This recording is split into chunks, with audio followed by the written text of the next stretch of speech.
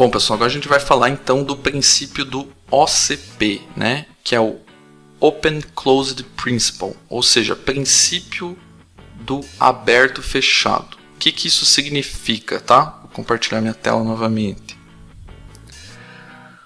Então, Open Closed Principle, o que diz? Qual é a frase que define ele? Entidades de software devem ser abertas para extensão e fechadas para modificação. E aqui eu trago alguns slides que definem e eu explico o contexto disso. E quando ele fala extensão e modificação, principalmente quando ele fala modificação aqui, não quer dizer que quando você, por exemplo, escreveu algo errado, produziu um bug na sua classe, fez alguma coisa errada, né, errou algum tipo de regra, você não pode mais ir lá e modificar. Isso diz respeito à modelagem. Então, quando você vai modelar, quando você vai fazer uma nova feature, quando você vai trazer uma nova abordagem interligada com alguma entidade de software que já existe, você tem que pensar ela de forma extensível e não sair modificando a torto e direita, tá?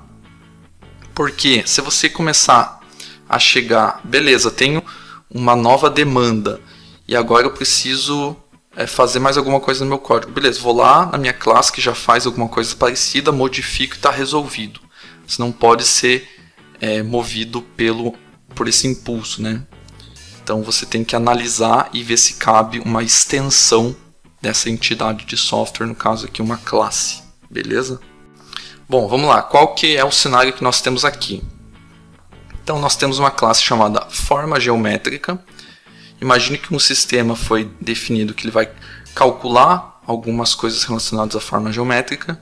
Inicialmente a minha especificação falava, você precisa calcular a área, você vai ter uma largura e altura e você precisa resolver isso, você precisa conseguir calcular essa área a partir desses dois atributos dessa classe, beleza? Beleza, então fomos lá e implementamos, né? Largura, altura e um método aqui chamado calcular área, tá?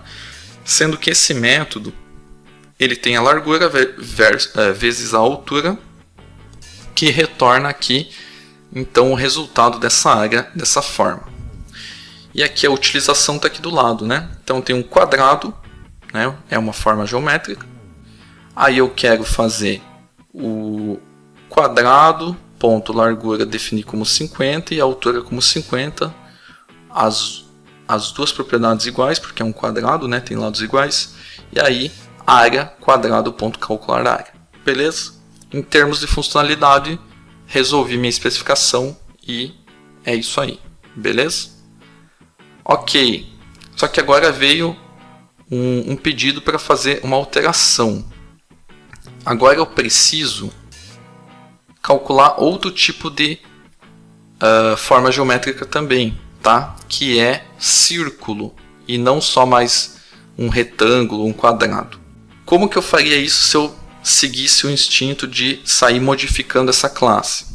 Então beleza, já que tem dois tipos de forma geométrica, então vamos criar aqui um tipo, né? Que é um enum, podia ser uma string, podia ser um int, podia ser qualquer coisa que define um tipo. Imagine esse cenário onde eu criei um enum aqui, forma geométrica tipo. Esse enum tem dois valores, que é retângulo e círculo, que vieram da minha especificação. Deixa eu até tirar aqui minha cam para vocês verem o código melhor, tá? O que acontece?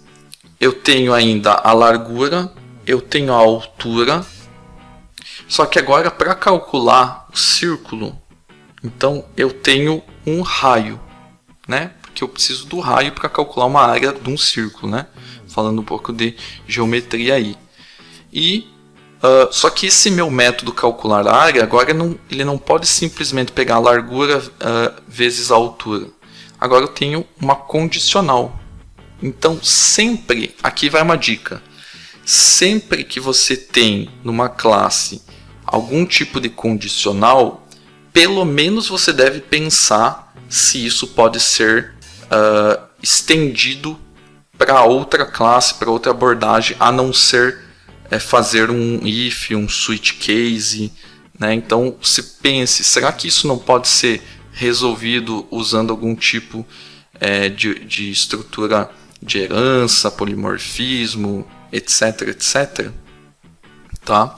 Essa é a primeira dica. Então, aqui tem o primeiro indício. Estou usando um if, verificando se o tipo é forma geométrica ponto retângulo. Se for, a minha área vai ser largura vezes altura. Se o meu tipo for um círculo, faço área igual a raio vezes ele mesmo, né? Vezes o π, tá? A constante aí, π. Beleza? E aí ele retorna a área. Resolveu a minha especificação? Resolveu. Tá da melhor forma? Nós já vamos ver que não, tá? Tá infringindo o OCP aí. Como que ficaria a chamada? Var quadrado igual ao new forma geométrica. Aí eu defino que o tipo é retângulo, os valores e calculo a área do quadrado. Para o círculo, forma geométrica, tipo círculo, o raio eu defino aqui e calculo a área e vem o valor. Em termos de cálculo isso está correto, tá? O problema é que imagine que eu vou ter mais 10, 15, 20 tipos de forma geométrica. Esse código do calcular a área já vai se tornar gigante, tá? E aqui eu estou trazendo um exemplo de forma geométrica. Vocês têm que pensar o seguinte: esse exemplo simples, ele faz muito sentido num cenário de um software comercial mesmo, tá? Pense que no software comercial você vai ter alguma entidade que poderia ter um tipo dentro, ok? E aí você tem que fazer algum tipo de processamento dependendo desse tipo. Vou dar um exemplo aqui. Você tem, por exemplo, uma classe cliente, tá? E aí, no teu sistema, você tem dois tipos de cliente. Um cliente que é o cliente contratado, que já fechou com você, e o outro que é o cliente-alvo, que é aquele cliente que você está prospectando ainda, né? Você não contratou ainda. E por mais que os dois tenham coisas em comum, ou seja, propriedades em comum, né, que seria o cliente em si, nome, etc., dados assim desse tipo, você tem alguns comportamentos que podem variar conforme o tipo. Então, ao invés de você criar um monte de if, né, e verificar pelo tipo, não, esse é cliente contratado, não, esse é cliente alvo, né, um cliente que está sendo prospectado ainda. Em vez de você ficar fazendo if, else, switch case, você consegue estender, né, deixar o cliente uma classe abstrata, que eu vou mostrar daqui a pouco, como uma classe base, e estender as funcionalidades para outras entidades, para outras classes. Então, uma classe cuidando do cliente-alvo, outra classe cuidando do cliente contratado. E aí você separa as responsabilidades também de cada um, e você está respeitando aí o OSCP também, ok? Voltando aqui, como que a gente resolveria, né, o mesmo exemplo com o OSCP?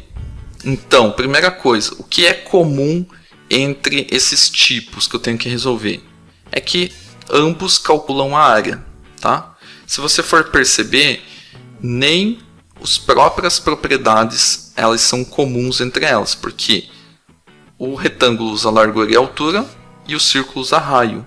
Então, como ele não é comum para nenhum desses tipos, não tem por que, quando eu criar uma classe base, que é o caso dessa forma geométrica, deixar essas propriedades aqui. Só vou deixar aqui o que for comum para todos os cenários, correto? E aí, por que ele vai ser uma entidade, uma classe abstrata? Por causa que ele vai ter um método abstrato também, que vai delegar a implementação para as classes derivadas.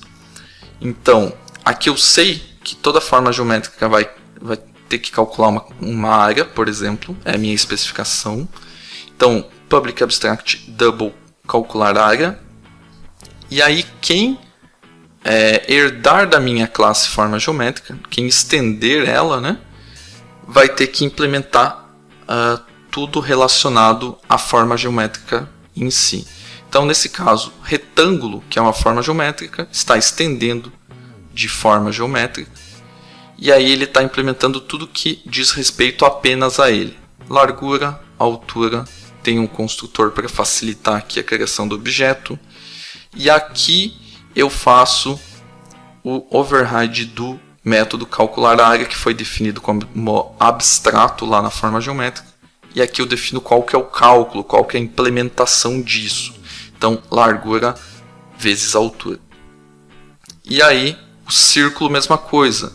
Não estou usando if, não estou usando nada. Simplesmente estou criando uma classe derivada círculo. Aí, está estendendo forma geométrica. Eu tenho o raio apenas aqui nessa classe. E aí, eu tenho o override do calcular área, que faz raio vezes π. Beleza? Então, perceba que a gente consertou essa implementação utilizando, estendendo essa entidade de software, que é o que o enunciado fala, estendendo essa classe e não modificando ela como era no exemplo anterior, que eu vinha aqui e colocava um if a mais, ou se eu estivesse usando o switch case, colocava um case a mais, né? E isso vai começando a deixar sujo a nossa implementação.